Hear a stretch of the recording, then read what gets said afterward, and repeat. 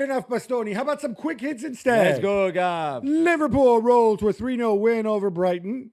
Mohamed Salah converts a late penalty. Yeah. Jules, are you surprised to hear that it is second goal in all competitions since November 1st? No, I'm not, because as we know, it hasn't been a really good season for him. I'm still questioning the other day him starting in this team. This was the better game from him. There's the penalty, there's the assist for Szoboszlai, who he puts it nicely with his right foot in the path of Szoboszlai with a great finish. But I thought Brighton were the perfect team for this Liverpool team to have fun and enjoy it, because they come and play and they're so open and so easy to attack against. That it was very good. I'm not sure how much this is a turning point in Mo Salah's season, really, but let's see next weekend. I'm going to give Arne Slot some credit here, because whatever bridges needs to be rebuilt have obviously been rebuilt. I thought this was better for him. Yeah. I think there's a coaching aspect to this. I think the same way Milos Kerkez is getting better as the season goes on. And I want to say something about Szoboszlai too. When everybody was, after the summer spending spree, everybody was drawing up their 4-2-3-1. Szoboszlai wasn't in it. Yeah. Szoboszlai was destined for the bench. Now he's played more minutes than any outfield player at Liverpool, except for Van Dijk. Manchester City beat Salford 2-0, and Pep says the game was boring. Yeah. What does he mean? Yeah, it was just boring. They had a lot of the ball, didn't really create much. No shots on target, 4 overall in the first half, despite exactly. 85% possession. Exactly, not nice. I mean, I fell asleep watching this game, I won't lie. And you were there. I would have still fallen asleep if I'd been there. You pick your battles as well. There's much bigger games to come. And as long as they qualified, which they did, it's probably the most important. I think everybody will forget this game very quickly. Yeah, and I can say something. I mean, this is not to diss the magic of the FA Cup. Salford City, you complained about Chelsea against Arsenal and the Rossinier approach. Remember, we disagreed. Yeah, the League Cup. Okay, so City go ahead after 6 minutes. What's the Salford City plan? All right, guys, lads, keep it tight at the back and just defend. Yeah, and try to hit on the counter. You the don't rest of lose 10-1 like Exeter did Who cares? in the round before. I mean, to be fair to them, Trafford had to make a couple saves, so they almost pulled it off. But as a spectacle, it looks absurd. Yeah. Jules, we're not done, because we have more quick hits. Arsenal beat up Wigan 4-0 as Ebreze steals the show.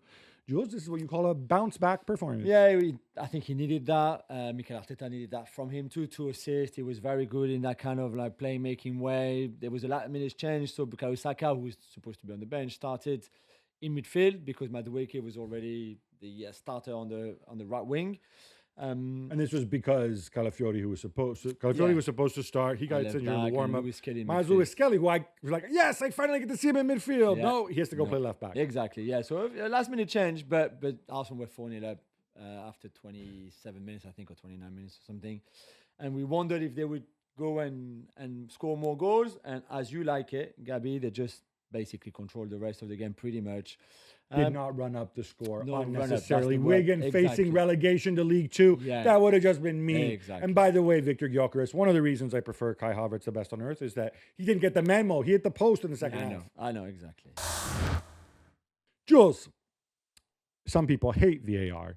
Do you think that they may change their minds after the refereeing horror show in Newcastle's 3-1 win away to Aston Villa? Yeah, that was a bad one. As you would know, VAR only comes from the next round of the FA Cup, so from the quarterfinals onwards. So there was no VAR here to help the referee.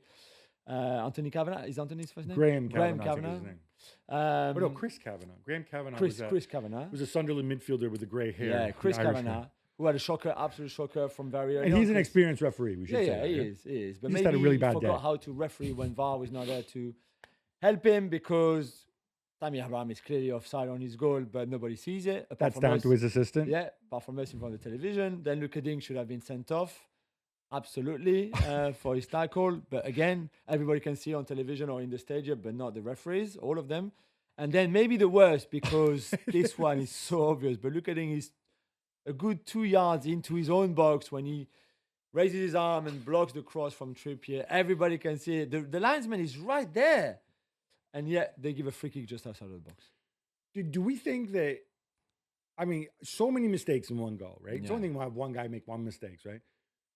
Are they just so accustomed to VAR They now? must be. Because it's a Premier League refereeing crew, right? They must be. That they're like, oh wait, oh yeah, well, I'll just like wait for the lines to appear and they'll sort it out. Or I don't know. It's so strange. At least Newcastle won, so because it would have been very harsh for them with everything that happened had they lost that game.